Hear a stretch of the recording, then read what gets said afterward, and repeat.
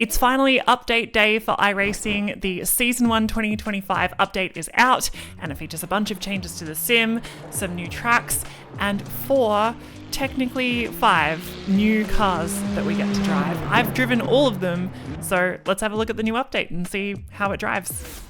So before we get to the new content, let's quickly go over the changes to the sim. For starters, the first thing you'll notice is Test Drive is now Kill, and our new best friend is Demo Drive. This is basically Test Drive with a different name, but it means that when iRacing goes down, you can drive all the content that is on your computer. So that's really fun. Another change is Unsafe Rejoin has been added to the sporting code. This means that if you unsafely re-enter the racing surface, you'll get slapped by iRacing and they may even ban you. So don't do that.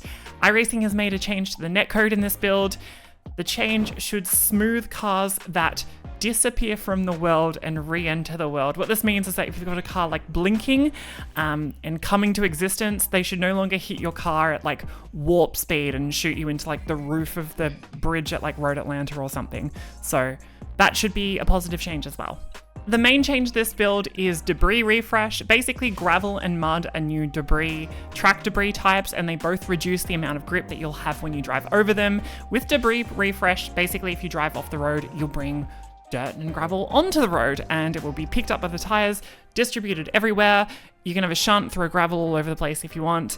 Aero affects this as well, and marbles will have a much more kind of pronounced effect on your car when you drive over them. Your spotter now also is a little bit more talkative and will give more detailed information about what kind of damage you have and how bad the damage is. Another change to this build is to the graphics. A whole heap of graphics have been updated. iRacing wrote like a bunch about it, but basically they've greatly improved the specular reflectivity rendering for all objects. There is a huge amount of little changes. I'm sure the sim looks better. I'm gonna be honest, I can't notice a difference just by like looking at it, driving it this morning, but supposedly it's better. There's been some other changes made to cars, including the GTP cars, which will now correctly use the MGU in the pits and then turn on the ICE when they get to the end of pit lane. These cars have also had a tyre model update. At the moment, it honestly feels pretty similar to how it did before. If you're expecting a crazy different tyre model, you're probably not going to get it. But that being said, the cars feel really good. At the moment, they're very, very fast. The GTPs have lots of grip, potentially too much. It's fun. That may change in the future. The LMP2 car has also had a tyre model update and a bunch of changes to its physics. It is now slower, this build, than it was before. So those are the main updates to the sim. Let's get into the new content. And for starters, there is a brand new V8 supercar. The Gen 3 Camaro and Mustang have launched. They are very cool. Gen 3 supercars started in 2023, and they're still a front-engine V8 with slick tires and a spooled diff, which means basically it doesn't turn and stay on throttle very well.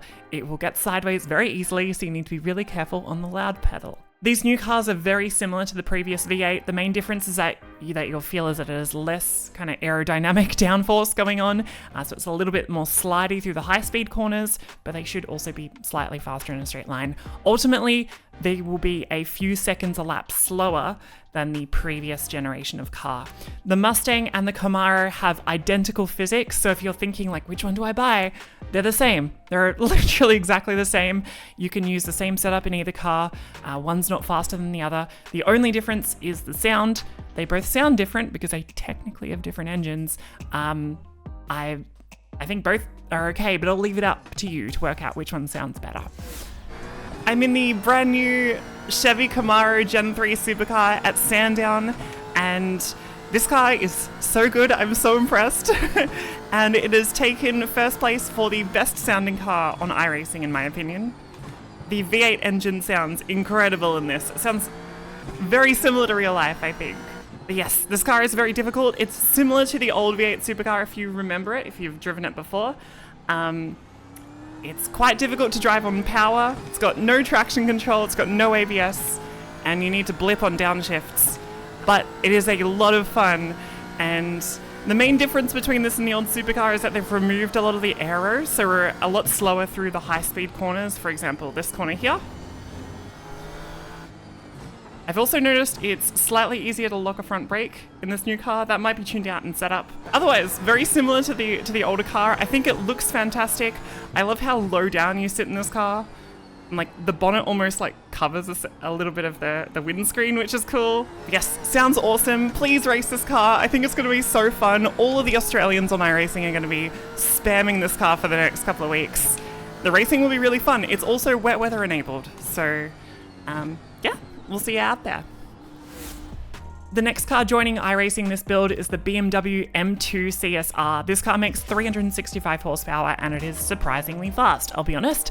It's not as fast as a GT4, but it is a bit faster than like a lot of other production cars in iRacing. It is base content, so it is free for everyone. And there is also a new road track this build. It's called Thruxton. This one hosts BTCC racing and some other stuff. It is known as the fastest circuit in the UK. It is super high speed, and like most British tracks, it's built around an old airport, which is no longer used. And this build, you can actually drive on the airport in the middle of this track if you're into that. I gave a lap of the BMW at Thruxton to test them both out. So I'm in the BMW M2 CS racing car at Thruxton for another lap. First thing about this track is that it is definitely interesting. This is like a one-of-a-kind track in iRacing. I don't think there's anything like it at the moment. It's super open, like super high speed. I'll be honest, I don't know if I love it or if I hate it.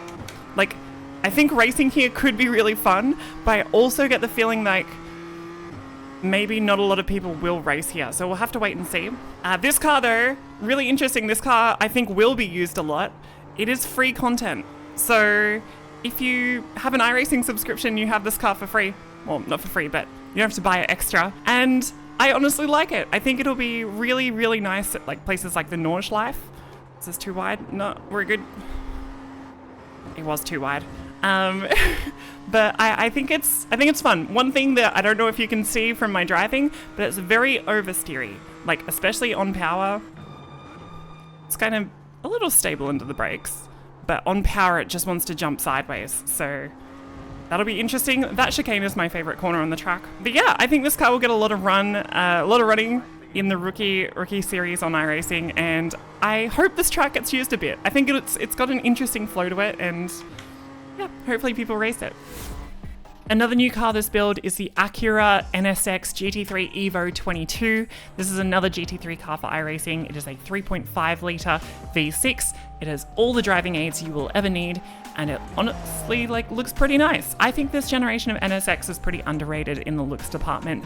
I drove this car at New Hampshire Motor Speedway, which has been completely rebuilt for this update as well, to test out how it feels. So I'm starting a lap at New Hampshire Motor Speedway in the new Acura NSX GT3 car. And if you recognize this track, it's because yes, it is already in iRacing, but it has been refreshed. So there's a lot of stuff that's new. I'm pretty sure these tire bundles weren't here before. There's also a tire bundle straight ahead that wasn't there before. But this track looks very up to date and part of the oval refresh, I think. So thumbs up for that. And this car is honestly, it's good. I think as a GT3 car, I think it sounds really nice. It's more stable than I was expecting. I was expecting it to feel quite loose. I would say it fits somewhere between similar to the McLaren, the new McLaren GT3. Also similar to, I guess, the Corvette. I think it sounds nice. It's raced in IMSA a lot, so that's probably where you'll see it. And we'll see if people race this in GT3 or not. It may be meta, it might not. This is also called the Honda NSX, by the way. I should probably say that if you've gotten it confused. But yeah, we'll see how it goes with the BOP when we start racing GT3 for this season. The final piece of new content this build is one that I did not see coming a few months ago. This is the Ferrari 499P hypercar. This is the first full hypercar to come to iRacing, and it's a really nice car. With the GTP updates, it is very fast, but it feels great. The hybrid system still is, I'm going to be honest, a little weird, a little funky compared to games like Le Mans Ultimate, which simulates the hybrid a lot better. But if you can get past that, this car is so much fun in iRacing. I gave it a run at Imola to see how it felt. So I'm starting a lap in the brand new Ferrari 499P hypercar at Imola, and honestly, that is the first word that we should talk about. This is the first ever hypercar to be on iRacing. All the previous kind of GTP prototypes have been LMDH cars, and this is a hypercar. So very cool, a little bit different. It's not using kind of off-the-shelf kind of chassis parts and stuff like that. It is a car that was fully designed by Ferrari. I don't know exactly how it all works, but basically a little bit different from the LMDHs. And this car is very fast, I'll be honest. It feels slightly different to what I remember from the LMDHs. I do need to drive them all because I think they've been updated a little bit. But I think it's got a really, really nice sound. The engine sounds really cool. I love the whine at the end of the straights as the battery's being deployed and as you regen. I also think it is a really cool looking steering wheel. You can't see the bottom of the steering wheel, but it's got like a light bar which shows you how much battery charge you've got left. And yeah, honestly, huge fan. I think there's going to be so many people driving this car and you probably should too. This is probably the GTP car that I've been waiting for the most from iRacing. I know a lot of people like the Cadillac and like the Porsche and stuff, but this thing, yeah. I'm really excited to race this in some IMSA racing, and yeah, hopefully it's fast. We'll have to see. So that's the new content for this build. I'm mostly going to be driving the V8 for the next couple of days, I'll be honest. But I'm also stoked to race the Ferrari, and the BMW should be a lot of fun too. If you're racing cars this build, please let me know in the comments your thoughts, which ones you're planning to race. Otherwise, if you enjoyed the video, you can leave a like and you can subscribe to Overtake for more racing videos. I might release a video soon about the V8, like give some tips on driving it and stuff like that. We'll see. Anyway, I'll see you next time. Goodbye.